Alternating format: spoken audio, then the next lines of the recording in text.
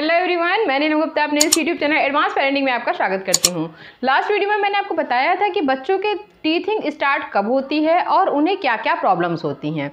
अब ये आज का वीडियो का जो टॉपिक है वो ये है कि उस प्रॉब्लम्स का सल्यूशन क्या है, उसका उपाय क्या है, हमें क्या करना चाहिए। देखिए, जब मेरे बच्चे के दांत निकलना स्टार्ट हुए तब उसमें कुछ कॉमन से 9 चीज़ें ऐसी थी जो मुझे उसके नेचर में डिफरेंट दिखाई पड़ी। फर्स्ट ये था कि वो थोड़ा सा सुस्त हो गया था, थोड़ा सा सेकंड चिड़चिड़ा हो गया था और हर चीज़ को मुंह में ले जाकर काटने की कोशिश करता था।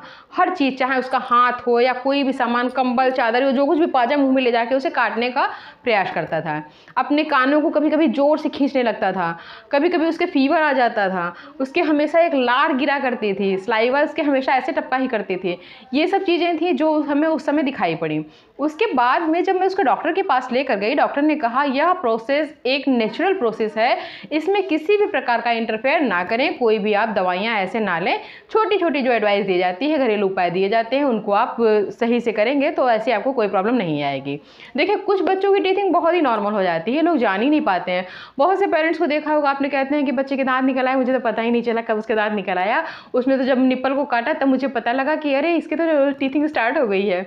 लेकिन कुछ लोगों को बहुत समस्याएं होती हैं। एक होता है उससे लूज मोशन हो जाता है।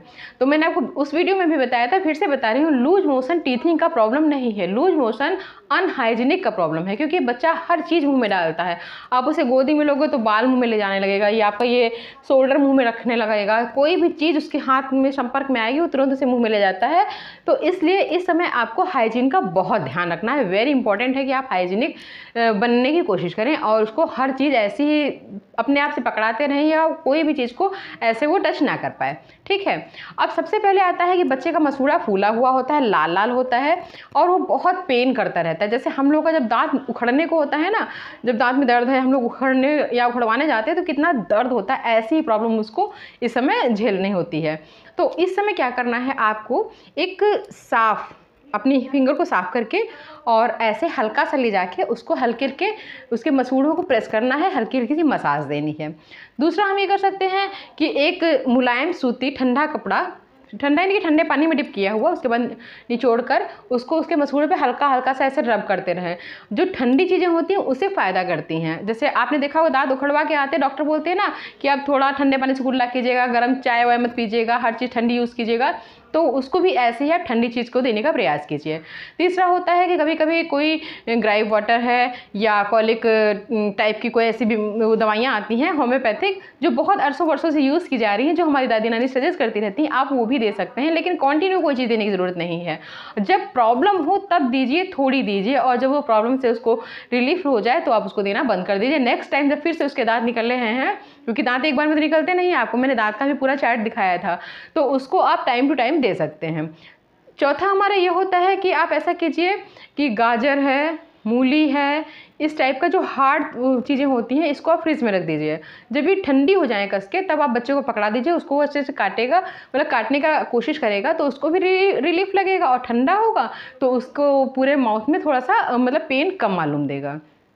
ये चीज़ें होती हैं।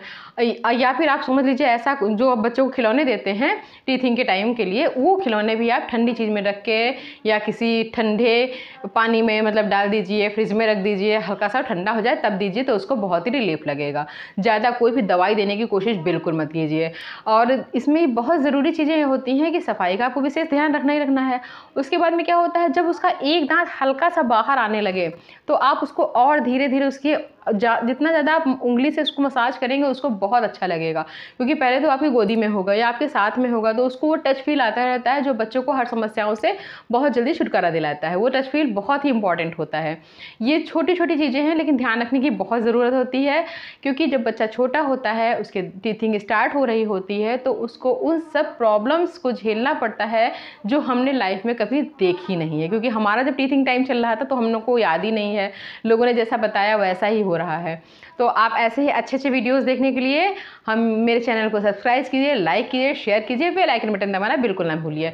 मिलते हैं नेक्स्ट ऐसे ही यूजफुल वीडियो के साथ। Bye bye and take care. और हाँ, प्यारे प्यारी मम्मी और उनके बेबीज़ को मेरी तरफ से आई लव यू। बच्चे बहुत कोमल होते हैं, उनकी केयर करना बहुत ज़रूरी होता है, हाइजीन का ध्यान रखना बहुत ज़रूरी होता है। Bye, take care.